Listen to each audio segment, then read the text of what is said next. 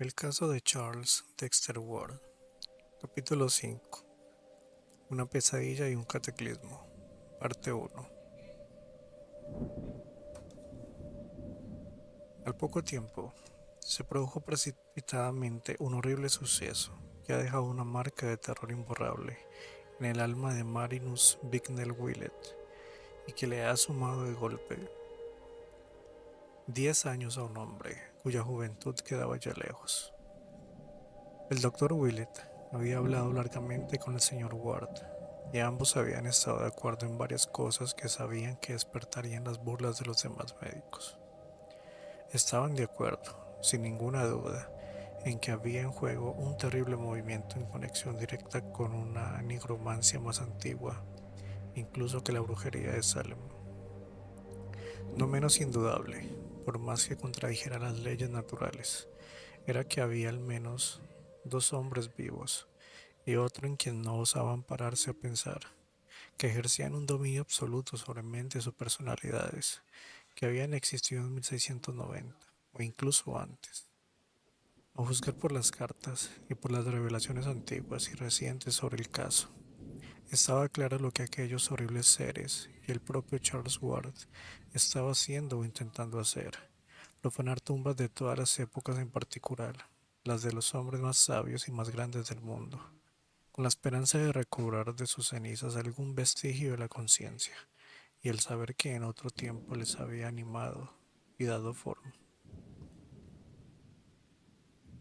Un tráfico necrófilo de pesadilla estaba teniendo lugar entre aquellos que intercambiaban huesos ilustres con la calma calculada de unos escolares que cambian novelas, y de lo que extraían de aquel polvo secular esperaban obtener un poder y una sabiduría que excedieran a cualquier otra que el cosmos hubiera visto jamás reunida en un hombre o un grupo de personas.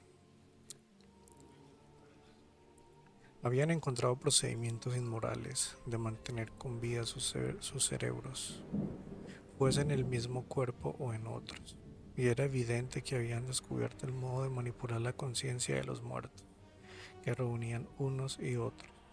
Al parecer, había habido cierta verdad en el viejo y quimérico Borellus cuando describió la preparación a partir de restos antiquísimos de ciertas sales esenciales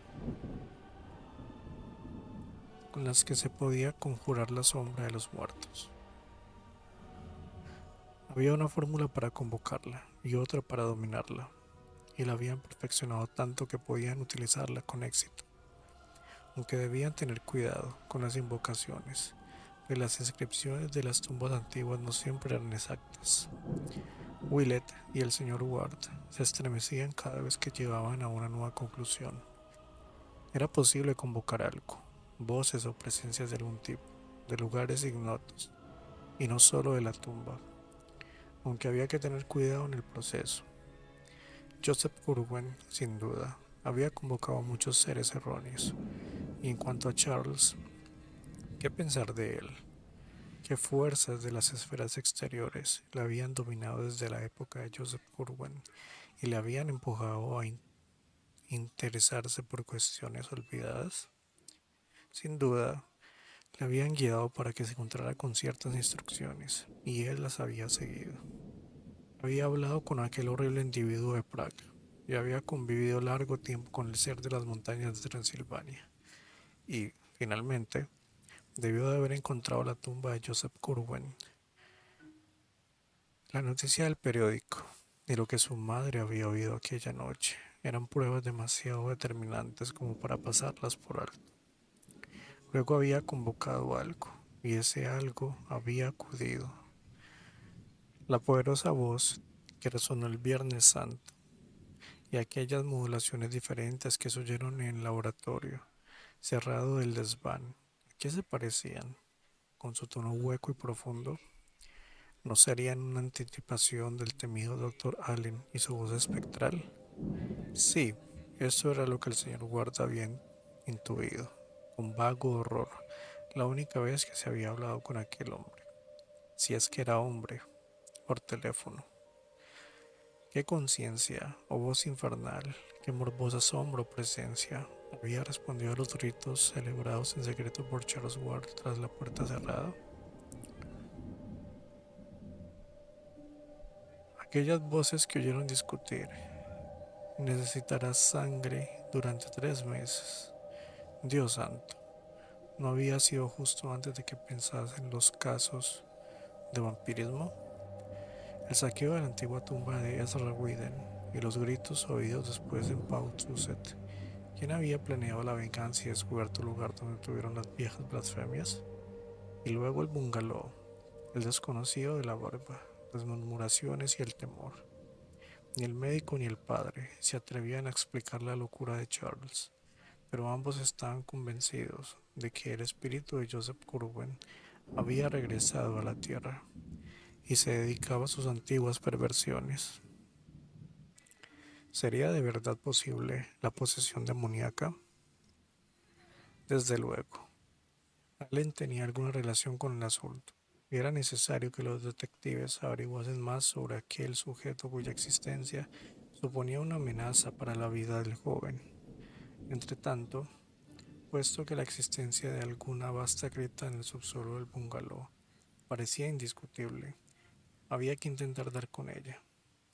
Willett y el señor Ward, conscientes del escepticismo de los demás médicos, decidieron en una última conversación llevar a cabo un registro minucioso por su cuenta y acordaron verse la mañana siguiente en el bungalow con las herramientas y los accesorios necesarios para estudiar su arquitectura y explorar el subsuelo.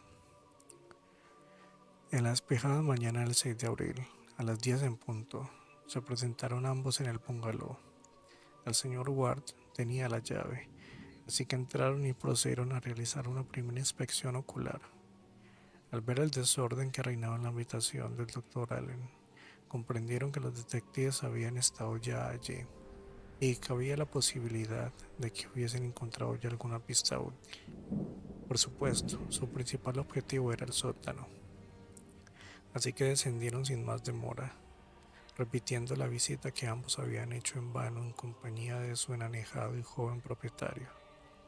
Al principio fue ciertamente desconcertante, pues cada centímetro del suelo de tierra y de las paredes de piedra tenía un aspecto tan sólido y normal que parecía inconcebible que pudieran encontrar allí alguna abertura. Willett pensó que, puesto que el sótano original se había excavado, ignorando que debajo había una catacumba, la entrada a los túneles pasadizos debía de haber sido obra del joven Ward y sus compinches, que habrían hecho sondeos en busca de los antiguos sótanos, de cuya existencia habrían tenido noticia por medios perversos. El médico trató de ponerse en el lugar de Charles para imaginar dónde habría podido empezar, pero aquel método no le sirvió de mucha inspiración.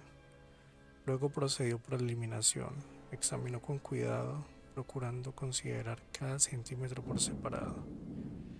Pronto no le quedó por inspeccionar más que la pequeña plataforma delante de las tinas de lavar, que ya había revisado antes en vano, pero decidió volver a probar de todos los modos posibles, y redoblando sus fuerzas, hasta que descubrió, al fin, que la parte superior giraba y se deslizaba horizontalmente sobre una de las esquinas. Debajo había una superficie de cemento, con una tapa de hierro, sobre la que se abalanzó impaciente el señor Ward. No era muy pesada, y el padre casi la había abierto, cuando Willett reparó con su extraño modo de actuar. Estaba tambaleándose e inclinaba la cabeza como si se hubiera mareado. El médico comprendió enseguida que se debía al aire hediondo de que salía de la oscuridad del pozo. El doctor Willett acompañó de inmediato a su compañero a la parte de arriba. Lo tendió en el suelo y lo reanimó con agua fría. El señor Ward respondió débilmente, pero era evidente que aquella ráfaga de aire mefítico procedente de la cripta le había afectado gravemente. Para no correr riesgos innecesarios, Willett salió a Broad Street en busca de un taxi. y envió a casa al enfermo, a pesar de sus débiles protestas. Después encendió su linterna eléctrica y se tapó la nariz con una gasa estéril, y volvió a bajar a la bodega para asomarse a las recién descubiertas profundidades. El aire viciado se había dispersado un poco, y Willett pudo apuntar el haz de luz hacia el agujero estigio. Vio que los primeros 3 metros eran una pared cilíndrica de hormigón, con una escalinata de hierro, tras lo cual el agujero parecía conducir a una vieja escalera de piedra, que originalmente debía salir a la superficie al suroeste del actual edificio.